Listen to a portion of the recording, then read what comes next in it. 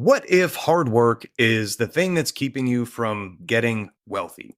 Well, over the last 7 years, I've made anywhere from 20K a month to over 200K a month. And I made the most when I worked the least. And one of my most profitable weeks was spent in St. Lucia doing nothing but resting. And hustle culture would have you believe that you need to just constantly do more and more and more and more. But the Bible and the laws of mathematics say the exact opposite. And in this video, I want to show you why working harder can trap you on this hamster wheel that never seems to end.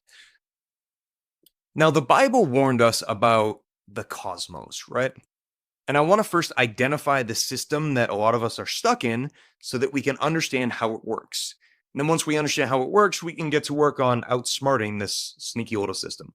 Now, in scripture, cosmos refers to the world, right? The enemy's operating system, which is full of distractions. Now, regardless of what your religion is, if you're a believer, you're an atheist, whatever, you can probably agree with me on one thing, and that is that this world is full of distractions from social media to lustful activities to envious activities to greedy activities, right? We have all these seven deadly sins that are just sprinkled all throughout the world.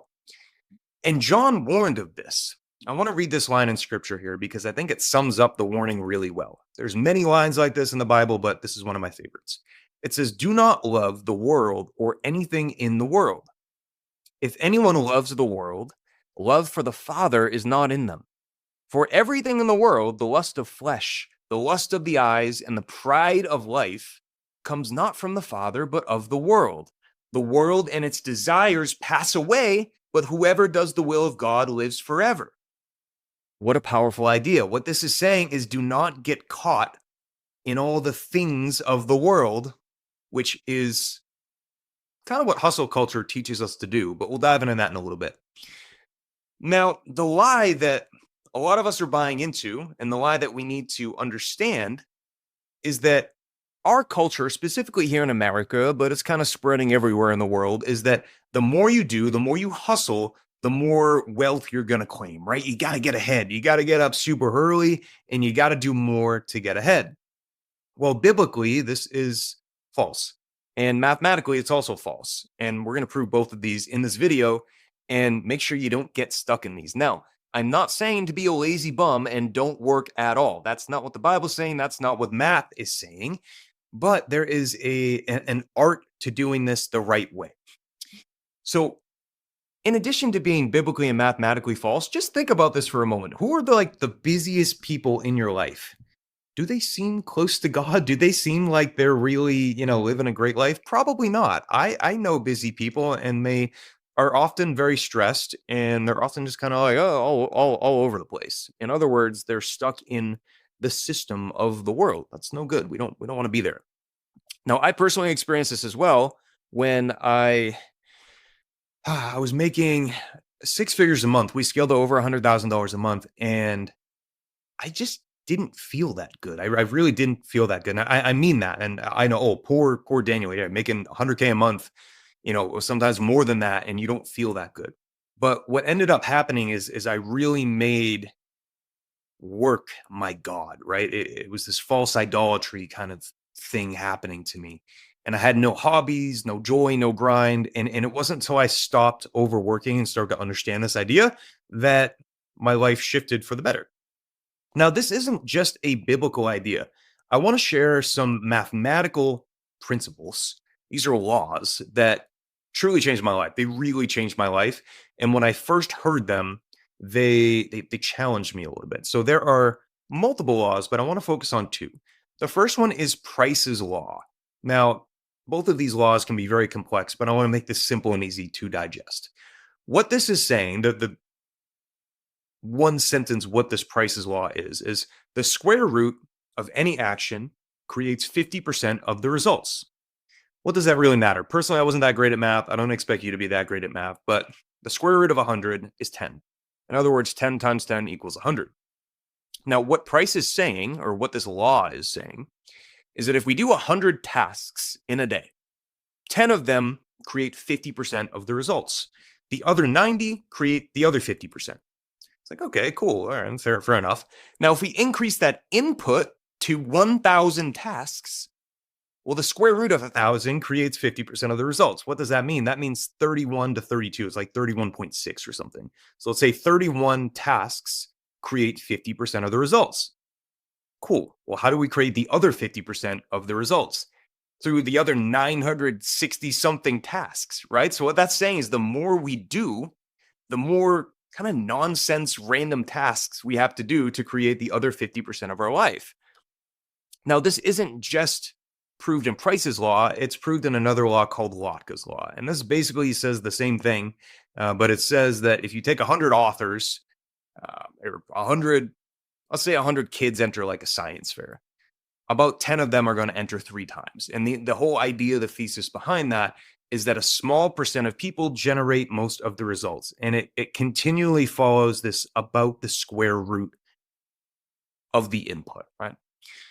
So how do we actually use this? What the saying is output is not linearly related to input. I audited my life when I first learned this. I realized that most of my days were filled with these micro distractions, not even necessarily distractions, but I would do things like check my email 10 times, check my text messages 20 times. All right, I would do these small loops. Or if I go on Instagram, maybe I'd watch like 30 stories, right? Well, guess what that's doing? That's increasing your total load of tasks. Remember, the lower tasks that we have, the less random tasks we have to do to create that other 50%, right? So this is where hustle culture gets us, because it says we need to do more and more and more and more. But when we do more and more and more and more, we dilute the work that actually matters, and that keeps us stuck. So now this is giving us a basic understanding of how this system works, right? So now that we kind of understand the system, let's get into how to get around this nasty system. But first, if you're liking this, do me a favor, drop a like on the video so the more people see it and it helps the channel grow. If you're really liking it, feel free to subscribe. Pretty much all we do on this channel is talk faith and business and making our life better through getting closer to God and ideally starting businesses and that kind of stuff, right? So let's get into outsmarting the cosmos. Now, like I said before, our goal is not to be lazy. I'm not saying, well, the Bible said, don't do anything in this world. That's not what I'm saying at all. And you should absolutely be disciplined and you should absolutely do good work.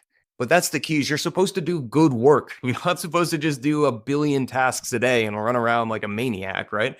So the key here is to have a balance between your work and the other things in your life. Otherwise, you just become addicted to work and then you're just constantly doing. And then other laws of the world, like law of diminishing returns, kick in. And then you go against the law of compounding returns, which says that the more good days you have, well, they get better and better and better, and those days compound. The same thing is true for the opposite. If you have a bunch of days in a row that are kind of crappy and you're just, I don't know, feeling like a bum or feeling like you've, I don't know, checked your email a billion times, well, guess what? You're gonna keep having days like that. That's no good. So we want to use this concept to get out of this system of the world and create wealth for ourselves, both material wealth and non-material wealth, right? This is wealth of money, but also wealth of a great family, great health, great relationship with God, that kind of stuff, right? Now, true wealth does not flow from pure labor. Complete wealth flows from really 4 main levers here. The first is gaining wisdom, then applying that wisdom to your calling, to what you're supposed to be doing in this big world, and then staying in alignment with that thing. In other words, not getting distracted, and then using leveraged labor, not pure labor, to amplify what you just did. Now, that might seem a little over your head, but don't worry, we're going to break that down. And if you're thinking like, oh, is this true or is this just nonsense? Well, no, it's absolutely true. And we actually see it with King Solomon in the Bible. I did a whole video on King Solomon's business model. You can go ahead and watch it after this video. Finish this one first and then go watch that. So what I'm saying here is the antidote to being stuck in the cosmos is to stay in God's purpose for you. In other words, honor your own gifts, right? Everyone has God-given gifts. Everyone has things that they're good at. For me, I'm horrible at painting. Some of you might be incredible at painting, okay? Now, once we identify what the thing we're good at is, you want to filter out all the noise around us because this world is very, very noisy and will keep us distracted. Now, from that space of being in purpose, avoiding distraction, we intentionally create things and we rely on God to help us discern right from wrong and distraction from non-distraction and that kind of thing, right? When we pull on these four levers, we're almost immune to the world, right? We want to be in the world, but not of the world. We don't want to be so consumed with all the stuff in the world. And there's lots and lots of science from, brain waves and different mathematical laws that all point to this. We're not going to go super, super deep into that. I want to give you the highlights here. So that's really the key, right? We want to stay rooted in our purpose and create from that space. Now, to go a little bit deeper here, we can outsmart the systems of the world by doing three things, right? Leveraged activities. Then you have those leveraged activities work on something that we care about. Usually this is not a job. Look, if you have a job and you hate it, you're probably like, yeah, that makes sense. If you have a job and you love it, I'm not saying go quit your job, but I'm saying use leverage activities on something you actually care about. Now, the third part of this trifecta of outsmarting the systems of the world is to have a mission backed by God so that we serve God, not just money. This is key. To be honest with you, maybe 5 years ago, I served money. I was very broke for a long time. I was middle class family, maybe lower middle class.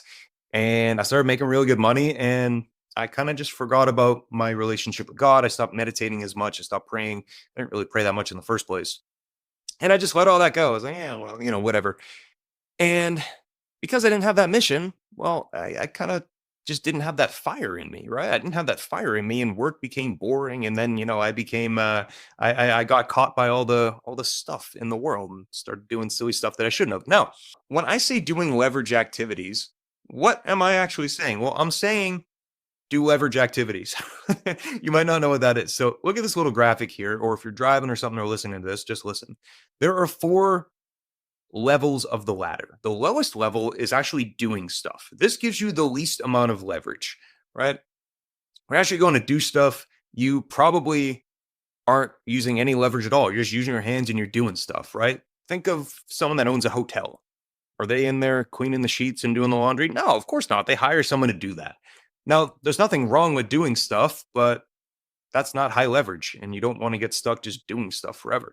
One step above that is managing people doing stuff. Now, this is a little bit more leverage, and this is usually what happens when someone starts a business and they start hiring. They go from doing this stuff to just managing people doing this stuff, which I've done, and it's okay. It's better than doing this stuff, but that's not really where you want to be. Where you want to be is in these high leverage activities. That's where you communicate ideas that has leverage, right? Because if I communicate one idea, well, guess what? This video is one idea. One person, at least hopefully not just one person watch this, hopefully multiple people watch, right? Well, what have I done? I've communicated one idea to many people. That gives me leverage in this activity that I'm doing. And then the highest leverage is being a visionary, coming up with the ideas. So that all sounds great, but you might be thinking like, dude, how do I actually, what does this mean? Like, how do I actually do this? Well, one of the best ways to practically make this real in your life is to start a business around something that you actually care about. Now, I call this an inside out idea, right? There's an idea in you, there's a God given gift, there's a skill in you that lights you up, that you like doing. And if you apply these principles to that idea and build a business around this, well, you no longer get caught in the system of the world. You no longer have to drive into the office and fight rush hour traffic, or you no longer have to ask your boss for off time or days off, right? That kind of stuff. That's no fun. Now, that being said, I see a lot of people go down this road. They start a business and then they just apply the same mindset of the world, this hustle mindset, to their own business. And then they make their business a job, and maybe it pays a little more than a job, but that's not the goal either. We're still in the world. I know this because one, I've done it. And I have friends that are entrepreneurs. They do it. And I told them they shouldn't do it, but sometimes they do it anyway. Sometimes they listen and their life gets better. And the reason I don't want to see anyone get stuck is because hustle culture is one big old hamster wheel. And we see this hamster wheel repeat itself in history. And the older I get, I just turned 30. Well, I guess not just turned 30. I'm almost 31. But the older I get, the more I get fascinated by history. And every era seems to create its own form of bondage, right? This own form of being stuck. Right now, it's the grind, constant tasks, constant pressure, constantly being tired and depleted and exhausted, and all that gets amplified by technology. That's not a good place to be. Now, in the past, they didn't have technology, but we saw things like slave labor happen in Egypt, and that's where Exodus story came from, right? So there's always this form of bondage, and as we progress, it seems to get sneakier and sneakier, right? It's less pronounced, but it's more sneaky, right? As we have evolved as human beings, so has the hustle culture and the hamster wheel, right? So it's evolved to meet us where we're at, which is no good. So we need to understand how that hamster wheel works if we want to outsmart it. Now, when you do get stuck on that hamster wheel, you just become exhausted. And in being exhausted it's an excuse to be poor in your bank account and in your spirit. Because when you're tired, guess what? You're not that creative. You're not that smart, and you can't discern from right and wrong, which is what King Solomon told us we need to do. And by the way, King Solomon was worth like $2 trillion. So he probably knows a thing or two about living a good life and getting wealthy at the same time, right? Now, I actually experienced this when I was super, super burnt out from one of the first businesses I made, and I got to a point where sending a text was hard. It was hard to even put together like a text to my mom, and I honestly wasn't that great of a son sometimes, just because I was so tired from being on my own hamster wheel that I created, and it's not a good place to be. But once you start to understand how the system works, you can outsmart it. And you outsmart it by understanding that doing more is not what makes you wealthy. Alignment is what makes you wealthy, right? More work's not going to do it. More work's just going to increase your input, which might get you some money, but it's going to be on a linear trend, right? You're making 30 bucks an hour. You add 10 hours of work a week. Okay, you make an extra $300. That's not how to get rich. That's how to make an extra $300. $300 doesn't really buy you much in today's world with inflation and all that, right? More tasks, they don't actually make you wise or fruitful or yield really good fruits. That's what wisdom does, right? You have the wisdom to say, oh, I'm going to do this or I'm going to do that. And of course, more hustle is just not going to grow the harvest. Obedience to these laws of the world, because guys, these are laws of the world, right? The same way like gravity exists. Oh, yep, I dropped the water bottle, it fell.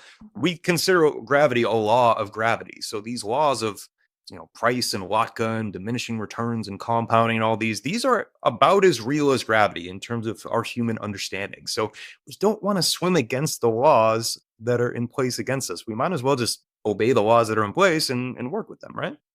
So I just really encourage everyone to not push so dang hard and to just think a little bit differently, because the situation that you're in right now, you probably thought your way into. And if you keep thinking the same way, you're just going to get stuck. And you were not created to be a burnt out employee or work a job that you don't like in a system you don't like. You were born to do the things that you have unique gifts for. That's why you have them in the first place, right? You wouldn't have these gifts if they were just meant to sit there and rot. No, no, no. But we need to use them sooner than later, because if you don't use it, you lose it, right? So start using it, and ideally just build a business around it, right? That's what this channel is all about, by the way, like building businesses. So what I recommend you do is you find your calling, discover what God uniquely designed you to do. For instance, I'm pretty good at business. I've made like 8 figures or something, like 20-ish mil. I'm pretty good at it. I'm not the best in the world. I'm not Jeff Bezos, but I'm pretty good at it, right? So I want to align with that. You might be really good at, like, I don't know, skateboarding or something. I saw a guy that's making a lot of money teaching pickleball. I saw another guy making like loads of money, like 40K a month teaching SAT prep. Okay, so you might be really good at doing SAT prep. Guess what? You could build a whole business around that. And what happens when you build around something you like? You build with purpose, and you create these systems that are aligned with the gifts and the visions that you have. And then you don't become in the world getting caught in traffic and yelling at people cutting you off, because they're also tired from working jobs they don't like and all that kind of thing. And then once you have that set up, you just scale through leverage, which again we talk about on this channel all the time. So don't get caught just being a doer. Start communicating and thinking of ideas. And Earl Nightingale said it really well when he said thinking is one of the hardest things that we have to do. At least I think it was Earl. And that's why most people don't do it, right? It's really hard. So weird. It's much easier to just numb yourself and drive to work and be on autopilot. Sometimes it's hard to sit down for 20 minutes and think, is my life going the way I actually want it to go? If the answer is no, you should probably do something about it. So that being said, if you want to watch an exact video on how to use this business model, watch this video. It's all about King Solomon and how he made like $2 trillion. So just copy his business model and make some money and find your calling and build with purpose and have fun. All right, I'll see you there. Bye.